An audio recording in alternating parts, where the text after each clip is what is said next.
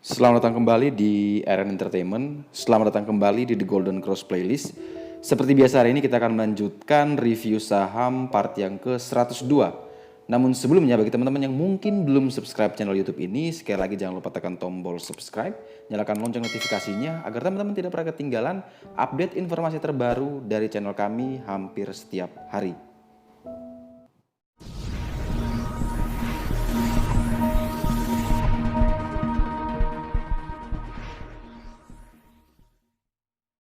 Oke, kita mulai saja. Saham pertama yang akan kita review di part yang ke-102 sore hari ini adalah semua saham yang berhubungan dengan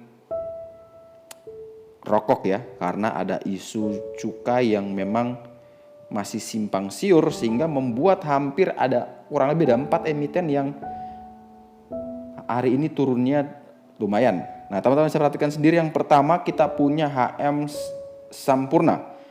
Hari ini ditutup turun minus 5,67% di harga 14.15. Saham ini anjlok mendekati PBL di 13.85. Artinya apa? Dia masih berada di zona nyamannya, yaitu masih ada di support kuatnya di 13.85. Nah, bagi teman-teman yang ingin membeli saham AMSP, teman-teman harus memastikan dulu bahwa besok dia kuat bertahan di 13.85. Nah, kalau ini berhasil dipertahankan, maka teman-teman boleh masuk. Tapi misalkan besok dia open dan turun di bawah 13.85, katakan misalnya dia di 13.60, maka teman-teman wait and see terlebih dahulu. Tetapi kemudian dari 13.60 sesi 2 dia berhasil break lagi di 13.85, maka itu kesempatan buat teman-teman masuk. Intinya adalah 13.85 itu sebagai kunci untuk teman-teman pertimbangkan beli saham HMSP. Kalau teman-teman lihat secara indikator, di sini skornya 1 artinya jelek. Semua indikator, ada 8 indikator menunjukkan sinyal sell, kemudian di sini juga histogramnya buruk warna merah, middle trend juga down, dan itu semua didukung dengan volume yang sangat tinggi, artinya tekanan jual cukup tinggi yang bisa membuat saham HMSP besok masih akan turun lagi. Tapi teman-teman perhatikan, kemungkinan besar besok mungkin seperti candle ini ya, mungkin besok dia open turun jauh, kemudian setelah itu ada demand untuk membeli, sehingga kuncinya adalah 13.85. Dia turun di bawah 13.85, teman-teman wait and see dulu. Kalau dia berhasil naik kembali di atas 13.85, maka teman-teman boleh beli saham HMSP. Kemudian saham berikutnya yang juga kena imbasnya yaitu saham Gudang Garam. Nah, ini saham rokok juga yang hari ini penurunannya dalam sehingga mampu membuat ISG cukup kewalahan. Ditutup minus 5,87% di harga 40.550, sama seperti HMSP. GGRM juga masih tertahan di support terkuatnya di 39.700. Selama support itu masih kuat bertahan, maka saham GGRM masih dibilang aman untuk entry. Nah, ketika itu dijebol, maka sama seperti HMSP sekali lagi, teman-teman tunggu dulu, wait and see. Pastikan dulu dia bisa break kembali di atas 39.700 untuk teman-teman melakukan pembelian. Kalau kita lihat secara indikator, skornya juga masih 1, kemudian middle trendnya juga down, histogramnya juga merah, daya belinya hanya 3%, dan itu volumenya atau tekanan jualnya sangat tinggi, sehingga besok kemungkinan besar Gudang Garam masih akan terus melanjutkan penurunan, namun kuncinya yaitu di 39.700. Nah, apalagi kalau dia berhasil closing di atas 39.700, maka bisa dipastikan bahwa di hari Kamis saham GGRM akan rebound. Kemudian saham rokok berikutnya yaitu saham Wismilak Internasional. Kita lihat saham WIM, apakah nasibnya sama?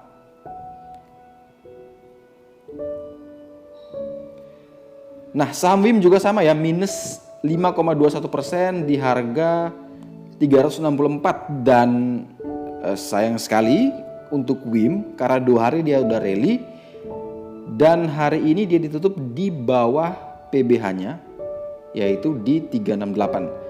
Ini cukup rawan untuk WIM karena dia masih punya space ke 320. Itu jaraknya cukup jauh, kurang lebih ada 44 poin, itu minusnya cukup dalam, mungkin bisa 1 kali ARB lagi. Nah, bagi teman-teman yang ingin membeli saham WIM, pertama adalah pastikan dulu dia harus naik di atas 368. Ini teman-teman boleh beli, atau teman-teman menunggu di range buy 320 sampai dengan 344. Jadi di dua range ini teman-teman tunggu untuk beli. Jadi selama tidak masuk di range tersebut, teman-teman wait and see. Atau kalau besok dia naik di atas 368, baru teman-teman boleh beli untuk saham WIM.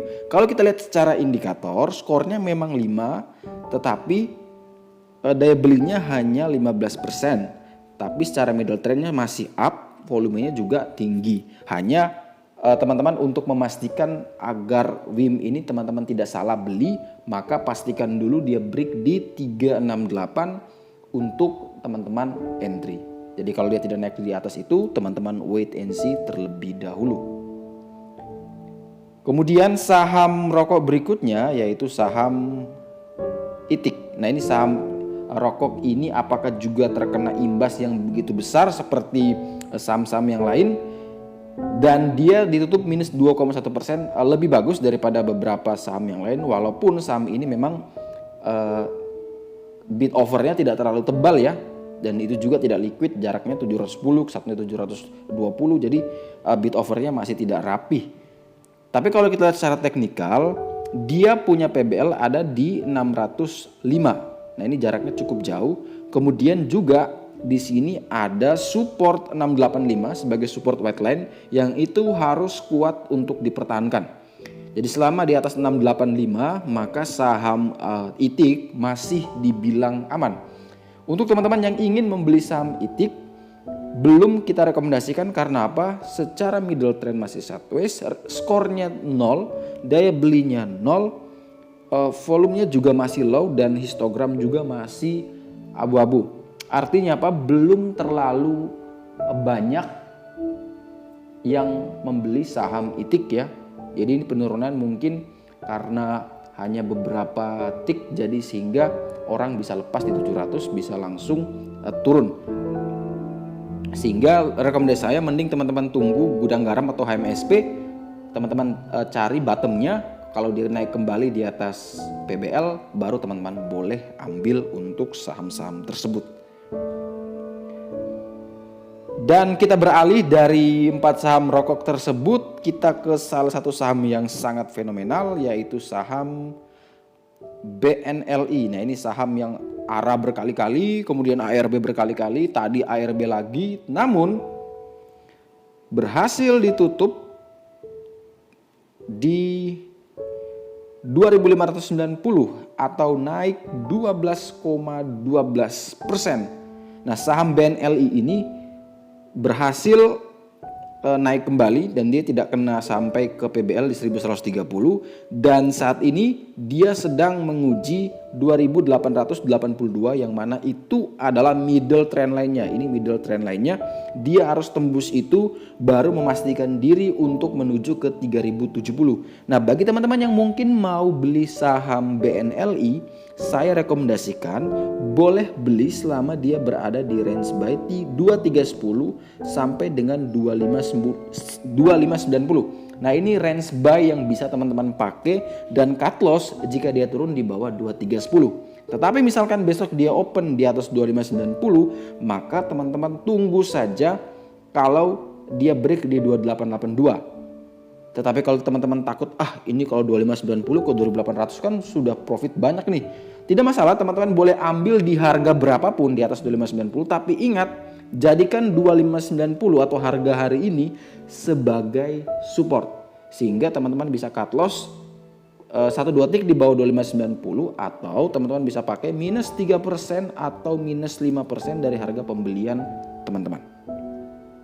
Untuk targetnya BNLI ini pertama di 2882, kemudian yang kedua di 3070, dan kalau berhasil ditembus semua maka dia akan melanjutkan kenaikan ke 40 hari harga tertinggi di 3210. Oke, sekian dulu review saham part yang ke-102. Terima kasih banyak teman-teman yang telah request dan setia menonton. Semoga informasi hari ini dapat bermanfaat. Sampai jumpa dan semoga membantu.